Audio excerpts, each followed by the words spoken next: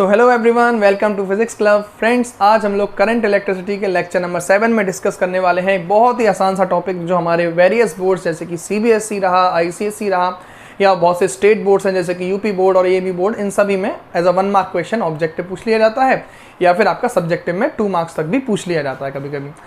तो आज इस लेक्चर में हम लोग देखेंगे इलेक्ट्रिकल रेजिस्टेंस क्या है और इलेक्ट्रिकल रेजिस्टेंस ऐसे कौन कौन से फैक्टर्स हैं जिस पे इलेक्ट्रिकल रेजिस्टेंस डिपेंड करता है।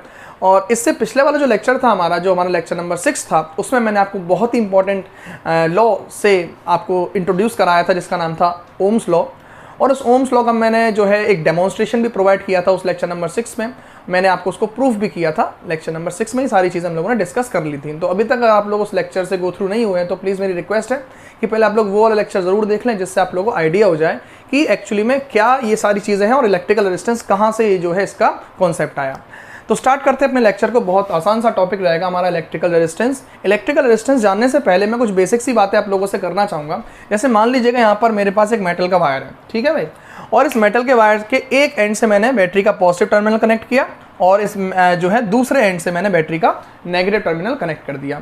ओके, तो आप जानते हैं, क्योंकि मैंने इस वाले डायग्राम को आप इससे जो है मैं समझता हूँ कि ये डायग्राम आपने बहुत बार पहले भी लेक्चर्स में देखा है। मैं बार बार इसी का यूज़ करता हूँ जिससे आप लोगों को प्रॉब्लम ना हो। तो इस प्लस से माइनस की तरफ क्या डेवलप हो जाएगा वायर के अंदर? एक इलेक्ट्रिक फील्ड। ओके, अब एक बात बताइए, इलेक्ट्रिक फील्ड डेवलप हो चुका है वायर के अंदर इस एंड से इस वाले एंड की तरफ, प्लस से माइनस की तरफ। और अगर बात करूं मैं इस वायर के अंदर इलेक्ट्रॉन्स की, फ्री इलेक्ट्रॉन्स की, तो आप जानते हैं भाई इलेक्ट्रॉन्स के पास कौन सा चार्ज होता है? इलेक्ट्रॉन्स के पास नेगेटिव चार्ज है। और अगर इलेक्ट्रॉन्स के पास नेगेटिव चार्ज है तो सिंपल सी बात है कि इलेक्ट्रॉन्स जो कि नेगेटिव चार्ज रखते हैं वो किस तरफ मूव करेंगे इलेक्ट्रिक फील्ड की प्रेजेंस में? सिंपल, वो इलेक्ट्रिक फील्ड की प्रेजेंस में किस तरफ मूव करेंगे? पॉजिटिव टर्मिनल की तरफ। अच्छा, जिस वेलोसिटी से वो मूव करेंगे पॉजिटिव टर्मिनल की तरफ under the influence of electric field की मौजूदगी में, जिस स्पीड से वो मूव करेंगे पॉजिटिव टर्मिनल की तरफ, मैंने उसका भी जिक्र पहले कर रखा है और उसका नाम है ड्रिफ्ट स्पीड। ओके, या फिर आप लोग बहुत से जो है केसेस में उसे ड्रिफ्ट वेलोसिटी भी बोल देते हैं, क्योंकि इसकी डायरेक्शन ये इलेक्ट्रिक फील्ड के ऑपोजिट होती है यहाँ पे इलेक्ट्रॉन्स के लिए। तो चलिए बेसिक से बात करें तो ये इलेक्ट्रॉन्स मूव करेंगे कौन से टर्मिनल की तरफ? पॉजिटिव टर्मिनल की तरफ। किस वेलोसिटी से? ड्रिफ्ट वेलोसिटी से। अब एक बात बताइए, अगर इलेक्ट्रॉन्स ड्रिफ्ट वेलोसिटी से मूव कर रहे हैं पॉजिटिव टर्मिनल की तरफ, एक आध इलेक्ट्रॉन तो है नहीं, इतने सारे इलेक्ट्रॉन्स वायर के अंदर और इलेक्ट्रिक फील्ड के इन्फ्लुएंस में आकर सारे के सारे इलेक्ट्रॉन्स एक साथ ड्रिफ्ट वेलोसिटी से मूव करना स्टार्ट कर देते हैं। तो ये 100% प्रोबेबिलिटी इस बात की है कि जब इलेक्ट्रॉन्स मूव करेंगे, इतने सारे इलेक्ट्रॉन्स वायर के अंदर जब मूव करेंगे तो ऑब्वियस सी बात है वो इलेक्ट्रॉन्स कोलाइड जरूर करेंगे आपस में, और उस कोलिजन की वजह से इलेक्ट्रॉन्स की स्पीड स्लो डाउन हो जाएगी। बिल्कुल, स्टेप नंबर 1 इलेक्ट्रिक फील्ड आया। इलेक्ट्रिक फील्ड की वजह से सारे के सारे इलेक्ट्रॉन्स किस तरफ मूव करने लगे? बैटरी के पॉजिटिव टर्मिनल की तरफ। स्टेप नंबर 3, जब वो सारे के सारे इलेक्ट्रॉन्स बैटरी के पॉजिटिव टर्मिनल की तरफ मूव करने लगे ड्रिफ्ट वेलोसिटी से, तो फिर होगा क्या? उससे होगा ये कि सारे के सारे इलेक्ट्रॉन्स कोलाइड करना भी स्टार्ट करेंगे। ओके, तो अब ये जो इलेक्ट्रॉन कोलाइड करेंगे, सवाल किससे कोलाइड करेंगे? आपस में भी कोलाइड करेंगे और आसपास इस वायर के अंदर मौजूद एटम्स, आयंस, मॉलिक्यूल्स, उनसे भी कोलाइड करेंगे। कोलिजन की वजह से क्या होगा? कोलिजन की वजह से इलेक्ट्रॉन्स स्लो डाउन हो जाएंगे। उससे क्या प्रॉब्लम है? तो ज़रा सोचिए, इलेक्ट्रिक करंट क्यों होता है वायर में, कैसे फ्लो होता है इलेक्ट्रिक करंट? तो जवाब है, इलेक्ट्रिक करंट फ्लो होता है इलेक्ट्रॉन्स के एक पर्टिकुलर डायरेक्शन में मूव करने की वजह से। ठीक है, अब जब इलेक्ट्रॉन्स एक पर्टिकुलर डायरेक्शन में मूव करेंगे और इलेक्ट्रिक करंट फ्लो हो रहा होगा तो ऑब्वियस सी बात है इलेक्ट्रॉन्स कोलाइड भी कर रहे होंगे, और उस कोलिजन की वजह से इलेक्ट्रॉन्स स्लो डाउन हो जाते हैं, जिसकी वजह से इलेक्ट्रिक करंट के रास्ते में क्या है? बाधा आ जाती है, रुकावट आती है, ऑब्स्ट्रक्शन आता है, हर्डल आता है। और उस ऑब्स्ट्रक्शन को ही, उस हर्डल को ही, उस रुकावट को ही हम लोग बोलते हैं electrical resistance of a conductor. फिर से, इलेक्ट्रिकल रेजिस्टेंस ऑफ कंडक्टर क्या है? द ऑब्स्ट्रक्शन, वो जो बाधा है, जो रुकावट है, किसके रास्ते में? In the path of electric current के रास्ते में। इसका बेसिक कॉज क्या है? Which occurs due to the collision of free electrons. ये जो कोलिजन हो रहा है फ्री इलेक्ट्रॉन्स का, यहाँ पर आप देख सकते हैं, जब सारे के सारे फ्री इलेक्ट्रॉन्स मूव करेंगे एक पर्टिकुलर डायरेक्शन में एक ड्रिफ्ट स्पीड से, तो ये 100% प्रोबेबिलिटी है वो आपस में कोलाइड करते हैं, एटम्स, मॉलिक्यूल्स, आयंस के साथ भी कोलाइड करते हैं। तो वो जो कोलिजन हो रहा है फ्री इलेक्ट्रॉन्स का एक दूसरे के साथ, as well as other atoms and ions of conductor के बहुत से एटम्स आयंस से भी और इलेक्ट्रॉन फ्री इलेक्ट्रॉन आपस में भी कोलाइड कर रहे हैं, उस वजह से भी जो इलेक्ट्रिक करंट के रास्ते में जो ऑब्स्ट्रक्शन आ रहा है, जो रुकावट आ रही है, उसी को हम लोग इलेक्ट्रिकल रेजिस्टेंस का नाम देते हैं। तो अगर आपसे कोई पूछता है कि भाई what is the basic cause behind the electrical resistance, तो आपका जवाब सिर्फ इतना होगा कि इलेक्ट्रिकल रेजिस्टेंस का बेसिक कॉज है जो कोलिजन है इलेक्ट्रॉन्स का आपस में और एटम्स, मॉलिक्यूल्स और आयंस जो कंडक्टर के उनसे, उसकी वजह से जो कोलिजन की वजह से जो ऑब्स्ट्रक्शन है, जो रुकावट है, उसी को हम लोग इलेक्ट्रिकल रेजिस्टेंस नाम देते हैं। इसका दूसरा जो है, मैंने बहुत सी बुक्स में इसकी जो दूसरी डिस्क्रिप्शन दिया है इसका, वो ये भी है कि क्या कि ये वो खासियत है कंडक्टर की वो खासियत, कंडक्टर की वो प्रॉपर्टी जिसकी वजह से it opposes the flow of charge that is electrons through it. अब सिंपल सी बात है यार, वो भी यही कहने का मतलब है कि कंडक्टर की वो खासियत जिसकी वजह से ये अपोज करता है फ्लो ऑफ चार्ज का। जब एक कंडक्टर से चार्ज फ्लो होगा तो ये कंडक्टर खुद में फ्लो होने वाले चार्ज का अपोज करेगा। जवाब है क्यों अपोज करेगा? अरे यार कोलिजन हो रहा है, इसी वजह से अपोज करेगा। तो वो जो अपोज कर रहा है कंडक्टर खुद में से फ्लो होने वाले चार्ज का, उस अपोज करने वाली खासियत को ही, उस अपोज करने वाली प्रॉपर्टी को ही हम लोग बोलते हैं इलेक्ट्रिकल रेजिस्टेंस। फिर से, जब किसी कंडक्टर से चार्ज फ्लो होगा यानी कि इलेक्ट्रॉन्स फ्लो होंगे, तो वो इलेक्ट्रॉन्स के रास्ते में रुकावट आएगी, वो अपोज करेगा कंडक्टर उन इलेक्ट्रॉन्स के फ्लो का। कैसे अपोज करेगा? इलेक्ट्रॉन्स के आपस में कोलिजन होंगे। तो वो अपोज करने वाली जो प्रॉपर्टी है कंडक्टर की इलेक्ट्रिक करंट के रास्ते में या चार्ज के फ्लो के रास्ते में, उसी को हम लोग क्या बोलते हैं? Electrical resistance. अगर इसे गणित की भाषा में देखा जाए, मैथमेटिकली देखा जाए, तो आप लोगों को पिछले वाले लेक्चर से मैं याद दिलाना चाहूँगा, प्लीज़ पिछले वाला लेक्चर ज़रूर उससे गो थ्रू होके जाएं, क्योंकि बहुत इंपॉर्टेंट लेक्चर है पिछला वाला। ओम्स रिलेशनशिप में हम लोगों ने देखा था V is equals to R multiply I। बिल्कुल, V बराबर R मल्टीप्लाई I। इसमें V क्या है? V इलेक्ट्रिक पोटेंशियल यानी कि वोल्टेज जो आपने वायर के एंड्स पे अप्लाई किया है।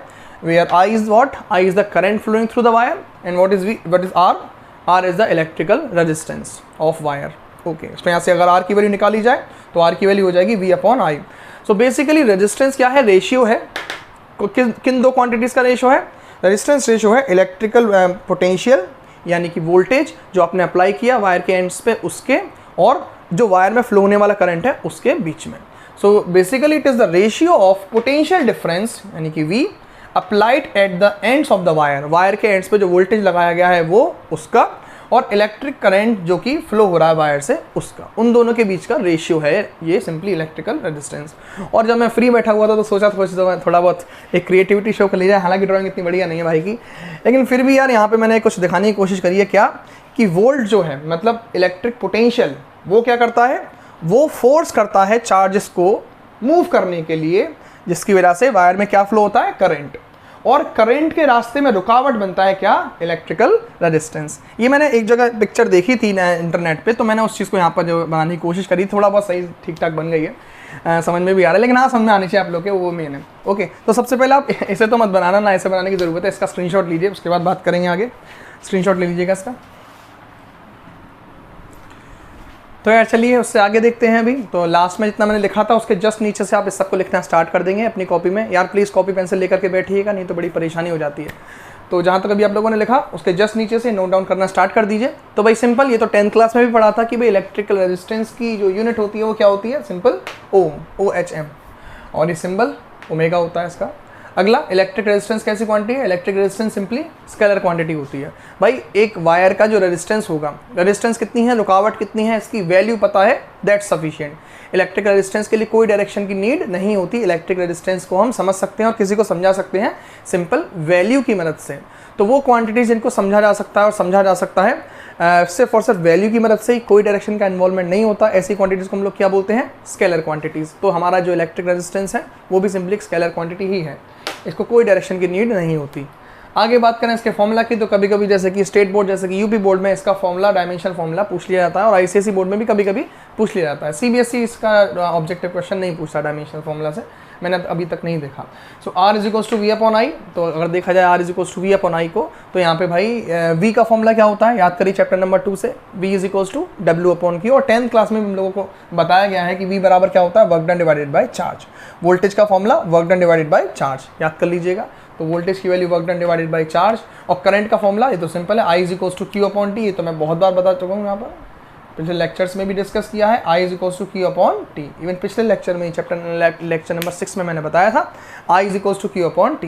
ये टी ऊपर चला जाएगा, ये Q into Q, Q square हो जाएगा। वर्क डन का डायमेंशनल फॉर्मूला याद करिए, अगर किसी को नहीं पता तो अब याद कर लो। वर्क डन का डायमेंशनल फॉर्मूला क्या होता है?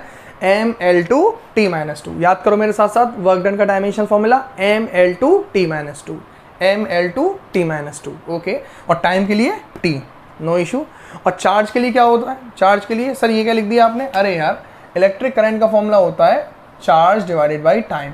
तो चार्ज का क्या हो जाएगा? Current multiply time, no issue, current into time. यार एक बात बताओ, करंट के लिए क्या लिखोगे साहब? A। और टाइम के लिए क्या लिखोगे? टाइम के लिए लिखेंगे सर हम T। तो क्या हो जाएगा चार्ज का? चार्ज का हो जाएगा A-T। क्या हो जाएगा चार्ज का? चार्ज का हो जाएगा A इंटू टी। अरे यार चार्ज का A-T है, ठीक है, तो उसका स्क्वायर कर दो तो A2 और T2, नो इशू। अब इसको आप सॉल्व कर लीजिए, तो देखो L2 -2 और ये +2 पर जाके -2, तो -2 -4 ये +1 ये, तो -3। आप सॉल्व भी कर सकते हैं, कोई प्रॉब्लम नहीं है। और यहाँ पे A2 है तो A2 ऊपर जाके हो जाएगा A -2। तो ये रहा रेजिस्टेंस के बारे में कुछ बेसिक आइडिया। अब हम डिस्कस करने वाले हैं इसके बाद में कि भाई इलेक्ट्रिक रेजिस्टेंस कौन कौन से ऐसे फैक्टर्स हैं जिस पर डिपेंड करता है। तो यार चलो अब डिस्कस कर लेते हैं कि वो कौन कौन से ऐसे फैक्टर्स हैं जिन पर इलेक्ट्रिक रेजिस्टेंस डिपेंड करता है, ठीक है। क्योंकि लेक्चर नंबर 6 से रिलेटेड कुछ बेसिक बातें रहेंगी, तो प्लीज़ यार इस पर ज़रा फोकस करिएगा। और मैं तो कहूँगा पहले लेक्चर नंबर 6 ज़रूर देख लें, क्योंकि बहुत इंपॉर्टेंट है, बार बार इसमें उसका जिक्र हो रहा है। मैंने ओम्स लॉ, ओम या फिर ओम्स रिलेशनशिप से मैंने लास्ट में आप लोगों को बताया था, V is equals to R multiply I, where V is what? Electric potential, and R is electrical resistance of wire, and I is the current flowing through the wire, okay. लेकिन एक चीज़ और है जो हमने लास्ट लेक्चर में discuss भी की थी कि भाई अगर मैं ध्यान से देखूं, मैंने ओम्स लॉ जब डिराइव किया था तो वहाँ पर कौन कौन सी ऐसी बातें थी जो निकल करके आई। तो वहाँ पे था V is equals to ml upon NE square A τ into I। यहाँ पर m क्या है? m mass of electron, l is what? Length of the wire, n is what? n number density of electrons, मतलब number of free electrons पर unit volume. What is n? Number of free electrons पर unit volume. What is E? Charge of electron. What is A? Area of cross section of wire. And what is tau? Simple, tau is the relaxation time. What is relaxation time? लगातार electron की दो टक्कर के बीच के समय को relaxation time कहते हैं, मतलब time between two successive collision. तो भाई यहाँ पर अगर हम ध्यान से देखें, अगर इक्वेशन नंबर 1 को और इक्वेशन नंबर 2 को कंपेयर करें, इक्वेशन नंबर 2 सर भयानक सी इक्वेशन कहाँ से आ गई, मुझे तो याद भी नहीं रहेगी, मैं आपको ट्रिक बताता हूँ उसको याद करने की। यार एक बात बताओ, L M यहाँ पे रेजिस्टेंस के बराबर है, किसके बराबर है? रेजिस्टेंस L M फिर N। भाई नीट एस्पिरेंट्स भी होंगे यहाँ पर। नीट की स्पेलिंग क्या होती है यहाँ पर? नीट एंड क्लीन में बात कर रहा हूँ वैसे तो, NEAT की जगह पे टाउ। तो E एक बार मतलब ज़्यादा लंबी साउंड आ रही है तो E स्क्वायर LMN, ठीक है। तो ये नीट की स्पेलिंग NEAT, टी की जगह पे टाउ, और यहाँ पर जो E है वो E क्या हो जाएगा? E चार्ज ऑफ इलेक्ट्रॉन, क्योंकि लंबी सी साउंड आ रही है E, तो स्क्वायर। ये रेजिस्टेंस का हमारे सामने फॉर्मूला। अब अगर हम ध्यान से देखें यहाँ पर, ये R यहाँ पे है, इक्वेशन नंबर 1 में I के साथ क्या कनेक्ट है? R, और इक्वेशन नंबर 2 में I के साथ क्या कनेक्ट है? ये ml upon NE square A tau. तो अगर हम कंपेयर करेंगे दोनों को तो भाई R की वैल्यू यानी कि इलेक्ट्रिक रेजिस्टेंस जो आएगा कंडक्टर का, वो क्या आएगा? ml upon NE square A tau. अब यहाँ पे बहुत सिंपल इस एक्सप्रेशन से पता चल जाएगा कि भाई जो रेजिस्टेंस है वायर का और जो लेंथ है वायर की, एक कंडक्टर है उसका रेजिस्टेंस और उस कंडक्टर की लेंथ, वो क्या है? डायरेक्टली प्रोपोर्शनल कि इनवर्सली प्रोपोर्शनल? बताइए भाई।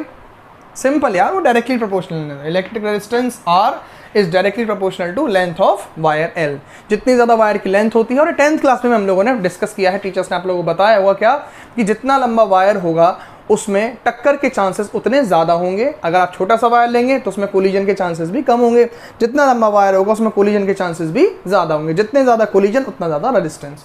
सो R is directly proportional to length of wire. दूसरा, electric resistance R is inversely proportional to A। What is A? Simply A is area of cross section of wire. जितना ज़्यादा आप thickness वाला wire लेंगे, electrons उतना एक दूसरे से सेपरेट हो जाएंगे और इलेक्ट्रॉन्स के कोलिजन के चांस जो है कम होंगे। एग्जाम्पल ये हमारे जो है टीचर्स हम लोग को एग्जाम्पल दिया करते थे, आज भी हमें याद है, कहते थे कि भाई एक पतली सी गली और एक चौड़ी सी गली है। आप लोग भी अपने टीचर्स ने एग्जाम्पल दिए होंगे, ये वाला याद होगा, ये बहुत फेमस एग्जाम्पल है। मुझे नहीं पता, अलीगढ़ में तो ये एग्जांपल देते हैं। क्या है कि भाई पतली सी गली है और एक बहुत चौड़ी सी गली है, ठीक है। सो चौड़ी सी गली में से 10 बाइक निकल रही हैं और पतली सी गली में 10 बाइक निकल रही हैं, तो ऑब्वियस ही बात है पतली सी गली में से 10 बाइक निकलेंगी तो पतली सी गली में टक्कर के चांस ज़्यादा होंगे, और चौड़ी सी गली में से जब 10 बाइक निकलेंगी तो चौड़ी सी गली में से जो टक्कर के चांस है वो बहुत ही कम होंगे। और टक्कर के चांसेस मतलब कोलिजन मतलब रेजिस्टेंस। तो अगर गली चौड़ी है तो कोलिजन कम होंगे, रेजिस्टेंस कम होगा। अगर गली पतली है तो कोलिजन ज़्यादा और रेजिस्टेंस भी ज़्यादा। तो इन शॉर्ट, अगर वायर लेस एरिया वाला है तो रेजिस्टेंस यानी कि टक्कर ज़्यादा होगी। तो और अगर वायर आपका ज़्यादा थिकनेस वाला है तो कोलिजन के चांस कम होंगे और रेजिस्टेंस भी कम होगा। इन शॉर्ट, यहाँ पर रेजिस्टेंस और एरिया इनवर्सली प्रोपोर्शनल है। एरिया क्रॉस सेक्शन ज़्यादा रखोगे कोलिजन कम होंगे यानी कि रेजिस्टेंस कम हो जाएगा, और अगर एरिया कम रखोगे वायर का एरिया क्रॉस सेक्शन तो टक्कर के चांसेस ज़्यादा होंगे और रेजिस्टेंस भी ज़्यादा हो जाएगा। ये इनवर्सली प्रोपोर्शनल होता है। तीसरा आता है आपके सामने यहाँ पर nature of material of wire. हाँ यार, ये बहुत इंपॉर्टेंट है। क्या यार, एक बात बताओ, आप लोगों ने सभी ने हीटर वाला वायर देखा होगा। हीटर वाला वायर सपोज करिए 2 एम्पियर पे वर्क कर रहा है। हीटर जो है, हीटर वाले वायर में से 2 एम्पियर करंट फ्लो हो रहा है और हीटर वाला वायर बिल्कुल रेड हॉट हो गया, गर्म हो गया बिल्कुल। अब एक बात बताओ यार, वही 2 एम्पियर करंट कॉपर के तार से होकर आ रहा है और हीटर में जा रहा है। यार उस 2 एम्पियर करंट पर कॉपर तो इतनी रुकावट नहीं डाल रहा, कॉपर का रेजिस्टेंस इतना ज़्यादा नहीं है, कॉपर वायर तो रेड हॉट नहीं हुआ, उसकी तो प्लास्टिक भी नहीं पिघलती इंसुलेशन। जबकि ये हीटर वाला वायर उसी 2 एम्पियर करंट पर इतना गर्म हो गया कि उसमें आग लग जाए, बिल्कुल रेड हॉट हो जाता है। कोई भी चीज़ रख देंगे तो उसमें आग लग जाएगी। मतलब ये रेजिस्टेंस होता है वो डिपेंड करता है वायर के नेचर पे। अगर मेरे पास वायर मेटल का है तो रेजिस्टेंस कम होती है, रुकावट कम होगा। लेकिन अगर मेरे पास वायर अलॉय का है तो रेजिस्टेंस बहुत ज़्यादा होगा। आप देख सकते हैं किस केस में, आप देख सकते हैं सिंपल हीटर वाले वायर में, वही 2 एम्पियर करंट पे हीटर वाला वायर बिल्कुल रेड हॉट हो जाता है। लेकिन वही 2 एम्पियर करंट अगर वही कॉपर के वायर से फ्लो हो रहा होगा तो रेजिस्टेंस बहुत ही कम होता है। कॉपर वाला वायर नहीं इतना जलता है, रेड हॉट जलने की तो छोड़ दो यार, वो गर्म भी नहीं होता इतना ज़्यादा। तो nature of material of wire. अच्छा, मैं आपको बताना चाहूँगा सर, मेरे समझ में आ जाता है कि लेंथ आती है, आपने एरिया भी बता दिया कि एरिया बढ़ेगा रेजिस्टेंस घटेगा, एरिया घटेगा रेजिस्टेंस बढ़ेगा, ठीक है भाई, वो भी चीज़ समझ में आ जाती है। लेकिन यार सर, ये जो एन वाला फैक्टर है, एन, ये एन वाला फैक्टर किसके लिए आया है? तो मैं बताना चाहूँगा, एन वाला फैक्टर है नेचर ऑफ वायर।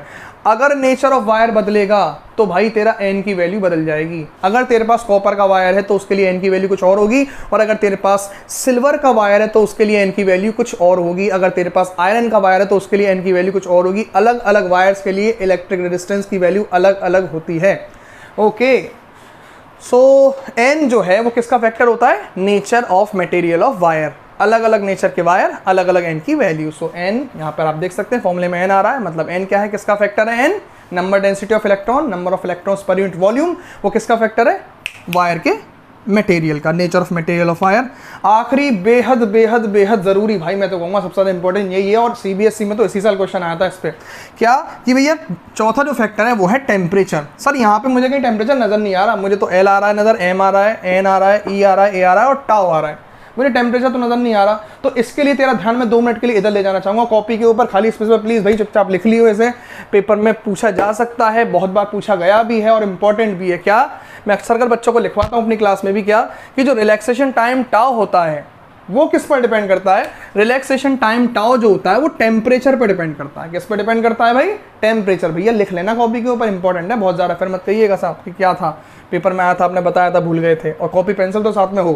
क्या कि जो रिलैक्सेशन टाइम टाउ होता है वो किस पर डिपेंड करता है? टेम्परेचर पे। कैसे कैसे डिपेंड करता है टेम्परेचर पे? कि भाई अगर टेम्परेचर बढ़ेगा, याद रखना, अगर टेम्परेचर बढ़ेगा तो वायर के अंदर इलेक्ट्रॉन्स की थर्मल वेलोसिटी, फिर से सुनिए, अगर टेम्परेचर बढ़ेगा तो सराउंडिंग में हीट बढ़ेगी, और अगर सराउंडिंग में हीट बढ़ेगी तो फिर उससे क्या होगा? जो वायर के अंदर इलेक्ट्रॉन्स हैं उन इलेक्ट्रॉन्स के पास जो थर्मल वेलोसिटी है, हीट से बनने वाली, हीट की वजह से बर्थ लेने वाली वेलोसिटी, थर्मल वेलोसिटी क्या होगी? बढ़ेगी। स्टेप नंबर 1, टेम्परेचर बढ़ा, उसकी वजह से क्या हुआ? सराउंडिंग में हीट बढ़ जाएगी। फिर सराउंडिंग में हीट ज़्यादा बढ़ जाएगी तो वायर के अंदर जो इलेक्ट्रॉन्स है वो हीट को ज़्यादा एब्जॉर्ब करेंगे, जिसकी वजह से उनकी थर्मल वेलोसिटी बढ़ जाएगी। उनकी थर्मल वेलोसिटी क्या होगी? उनकी थर्मल वेलोसिटी बढ़ जाएगी। ओके, सो उनकी थर्मल वेलोसिटी बढ़ गई, ठीक है भाई। अगर थर्मल वेलोसिटी बढ़ गई तो इलेक्ट्रॉन तेज चलेंगे, और अगर इलेक्ट्रॉन्स तेज चलेंगे तो टक्कर के बीच में लगने वाला समय भी कम होगा। अरे यार सिंपल है, एक बात बताओ, अगर कार तेज भाग रही है तो सिंपल है, उसको समय कम लगेगा अपनी जर्नी कवर करने में। यही मैं भी कह रहा हूँ कि अगर आप टेम्परेचर बढ़ाएंगे, बाहर गर्मी बढ़ जाएगी, बाहर गर्मी बढ़ जाएगी, इलेक्ट्रॉन गर्मी ज़्यादा एब्जॉर्ब करेगा और उसकी थर्मल वेलोसिटी बढ़ जाएगी। इलेक्ट्रॉन की थर्मल वेलोसिटी बढ़ जाएगी भैया, वो बहुत तेज़ चलने लग जाएगा। अगर इलेक्ट्रॉन बहुत तेज़ चलने लग जाएगा तो सिंपल उसको जो उसकी थर्मल वेलोसिटी बढ़ गई तो टक्कर के बीच का समय, इलेक्ट्रॉन की टक्कर के बीच का समय घट जाएगा। इन शॉर्ट रिलैक्सेशन टाइम घट जाएगा। टेम्परेचर और रिलैक्सेशन टाइम एक दूसरे के इनवर्सली प्रोपोर्शनल होते हैं, याद रखिएगा भाई साहब। तो इन शॉर्ट जो रेजिस्टेंस है वो किस पे डिपेंड कर रहा है? रिलैक्सेशन टाइम पर। इसका मतलब रेजिस्टेंस किस पे डिपेंड करता है? टेम्परेचर पर, क्योंकि रिलैक्सेशन टाइम तो भैया टेम्परेचर की सुनता है। तो फोर्थ फैक्टर क्या है? Resistance of conductor depends upon temperature of conductor. बहुत ज़्यादा इंपॉर्टेंट टॉपिक था ये रेजिस्टेंस, और आज हम लोगों ने इलेक्ट्रिक रेजिस्टेंस को कंप्लीट किया। और यही हमारा बेसिक टॉपिक था जो मुझे बताना था, और एग्जाम में जो भी क्वेश्चंस आएंगे इसके बाद जो क्वेश्चन पूछे गए हैं सीबीएसई में या अदर बोर्ड्स में वो हम डिस्कस करेंगे। अगर मैं बता दूं, अगर आप आईसीएसई वाले हैं तो इन नोट्स को ही पढ़ जाइए, इसमें से ही पूरा पेपर बनता आया है और बनेगा, ठीक है। और अगर आप लोग सीबीएसई वाले हैं तो भाई साहब तुम्हें इन नोट्स के अलावा भी अदर क्वेश्चंस जो मैं कराऊंगा उसकी प्रैक्टिस करनी पड़ेगी, नहीं तो बड़ी दिक्कत हो जाएगी, ठीक है। एएमयू बोर्ड वाले हो तो भी इस कॉपी को पढ़ जाइए, इसके बाहर से कुछ नहीं आएगा। और यूपी बोर्ड वालों को भी इसमें से कोई इशू नहीं होगा, इसी को पढ़ना है जो मैं लिखवा रहा हूँ लेक्चर्स में, स्टेप बाय स्टेप, बस नोट डाउन करते चलिएगा और कोई इशू नहीं है। सीबीएसई वालों को थोड़ा सा ज़्यादा प्रैक्टिस करनी पड़ेगी, कॉपी पढ़नी है, प्लस प्रीवियस ईयर क्वेश्चन जो मैं करा दूँ वो करने हैं, ओके। सो आज हम लोग इस लेक्चर में इतना ही डिस्कस करेंगे, और तब तक के लिए भाई thank you so much for having me so patiently and have a nice day. Good bye.